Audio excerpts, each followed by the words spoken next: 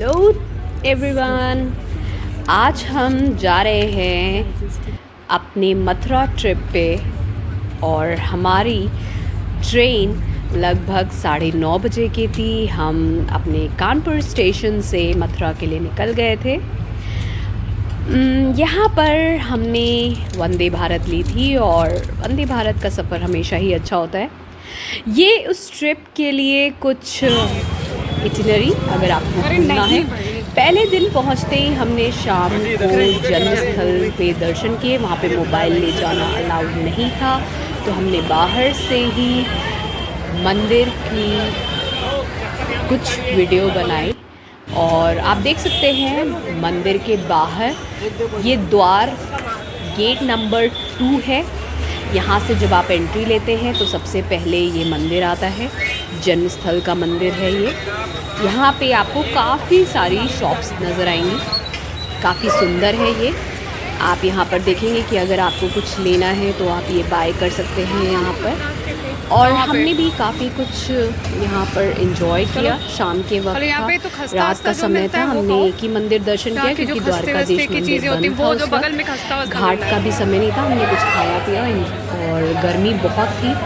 और रिसेंटली मैंने अपने हेयर शॉर्ट कराए हैं सो दैट कि इतनी गर्मी में हम दर्शन कर पाते, क्योंकि बहुत ज़्यादा गर्मी थी। अराउंड 47-48 डिग्री टेम्परेचर था।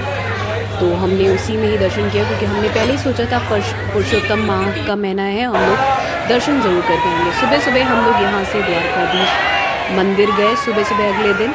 और यहाँ पे भी बहुत भीड़ होती है, आप देख सकते हैं। मोबाइल अलाउड नहीं होता है, बंदर हर जगह रहते हैं। आप अपनी सेफ्टी के लिए, मेरा ये मानना है, अपने मोबाइल को, अपने पर्स को, कोई भी खाने पीने की चीज़ है, दूर रखें क्योंकि बंदर डेफिनेटली अटैक करते हैं। मेरी सिस्टर के भी बैग पे अटैक किया था जैसे ही उन्होंने देखा कि हमने प्रसाद लिया, खाया और उसका बैग फाड़ दिया था। तो हम ये द्वारकाधीश मंदिर में आप देख ही सकते हैं, काफ़ी अच्छा माहौल था। और यहाँ पे जब आप दर्शन करने के लिए जा रहे हैं, मैं ये सजेस्ट करूँगी गर्मी में जब आप जा रहे हैं तो यहाँ पर भीड़ इतनी ज़्यादा होती है। अगर आप पानी की बॉटल अगर आप लेके जाते हैं, पानी अपने साथ रखते हैं तो बेहतर होगा आपके लिए। भीड़ में हो सकता है बहुत सारे लोगों को सफोकेशन फील हो, आपको अच्छा लगेगा, पर आपके लिए सुविधा यही है कि आप पानी ज़रूर पिएं। हमने अपने सफ़र में मथुरा, वृंदावन और गोकुल के दर्शन किए। गोकुल में भी हम यहाँ पर आपको जब दिखा रहे हैं तो बहुत सारे मंदिर हैं। यहाँ पर जहाँ पर हम इस समय एंटर कर रहे हैं, ये वो जगह है जिसको हम कृष्ण जी जहाँ पर खेलते थे, उनकी मिट्टी है जहाँ पर वो एंजॉय करते थे, खेलते थे, कूदते थे। ये आपको गोकुल में मिलेगा ये स्थल। और यहाँ पर लोग जब आते हैं तो इस स्थल पर आकर एक बार वहाँ की मिट्टी ज़रूर अपने ऊपर, अपने बॉडी पे ज़रूर लगाते हैं। और इस स्थान का नाम भी उन्हीं के नाम पर है।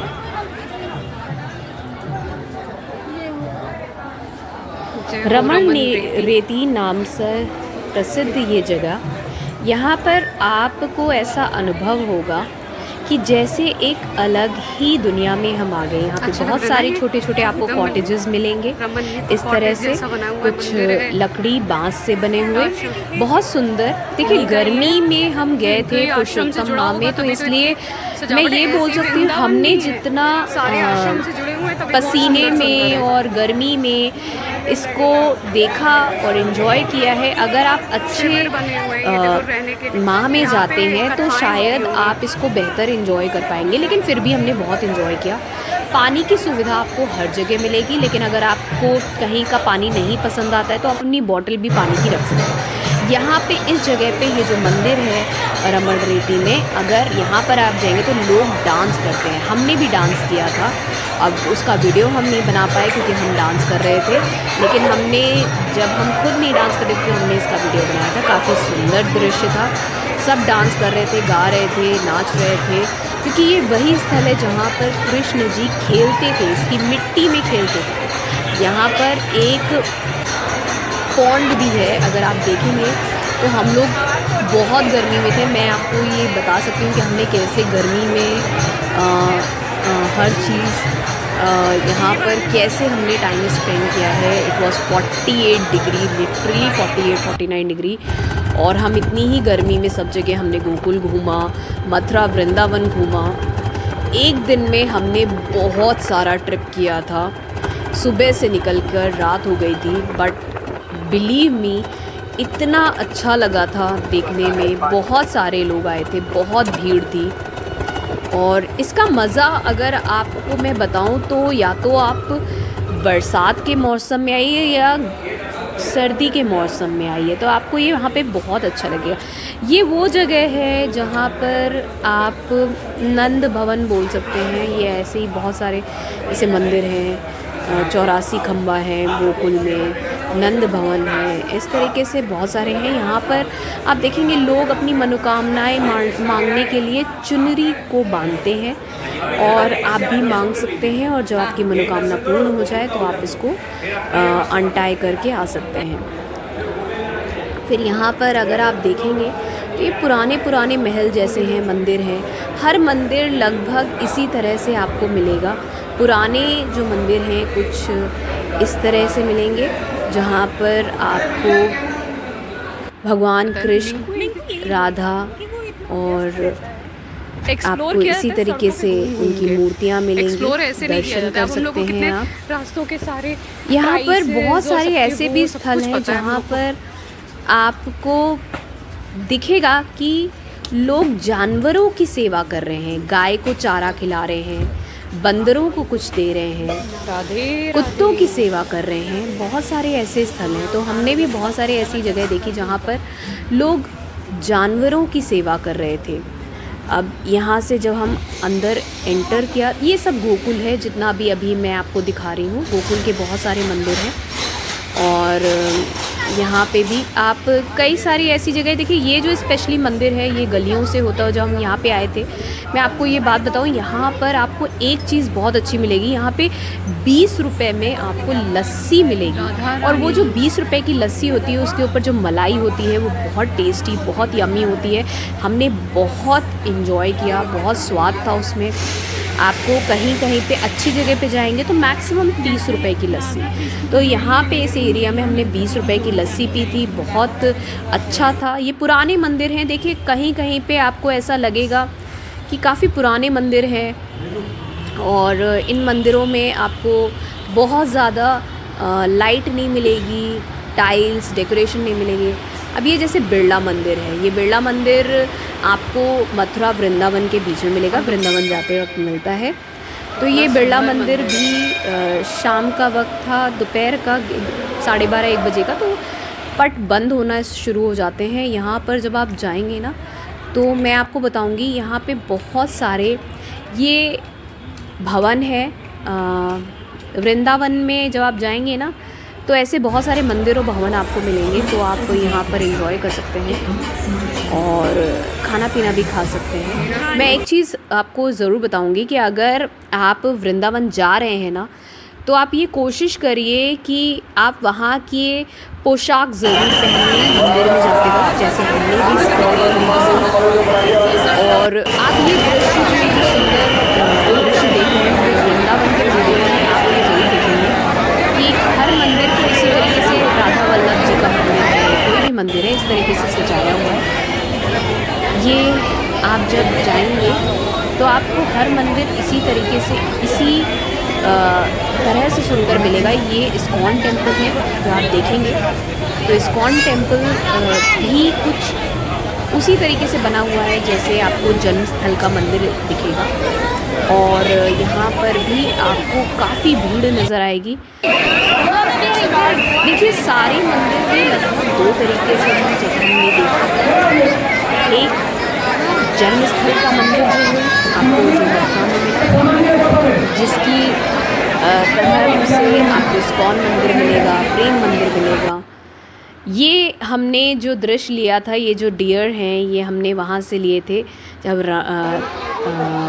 रेती गए थे, रामन रेती उसके बाहर थे, काफ़ी सुंदर थे। और हम यहाँ पर काफ़ी देर रहे थे और हमने यहाँ पे काफ़ी देर रहे कि हमने दर्शन भी किया था। बहुत अच्छा हम लोग को तालाब के पास भी काफ़ी अच्छा लगा था, लोग स्नान कर रहे थे और मिट्टी में लोग लौट रहे थे, बहुत अच्छा अनुभव था।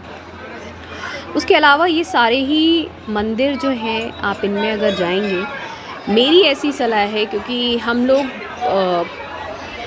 पुरुषोत्तम माह का सोच के हम लोग चले गए थे, पर गर्मी में बिल्कुल भी नहीं जाना चाहिए, क्योंकि हमने गर्मी में अपनी रिस्क पे हम गए थे 47-48 डिग्री में, पर हम पानी पीते रहे थे। हमने जैसा भी था हमने तपस्या की है, हर मंदिर को दर्शन करते वक्त हमने एक तपस्या की है। कहीं कहीं पे ऐसा था कि इतना भीड़ थी, स्टैम्पेड हो रहा था किसी मंदिर में, तो हम उस जगह एंटर नहीं किया है हमने, क्योंकि आप अगर इस सिचुएशन में चले जाते हो तो अगर आपकी हेल्थ नहीं अच्छी है, आपका ब्लड प्रेशर लो हो सकता है, कुछ भी हो सकता है। पर मैं आपको एक चीज़ अनुभव ज़रूर कराऊंगी कि ये अलग ही दृश्य है, ये अलग ही नज़ारा है। यहाँ पर आपको एक बहुत ही अच्छा अनुभव होगा अगर आप जाते हैं, इन्जॉय करते हैं। हमने बहुत इन्जॉय किया।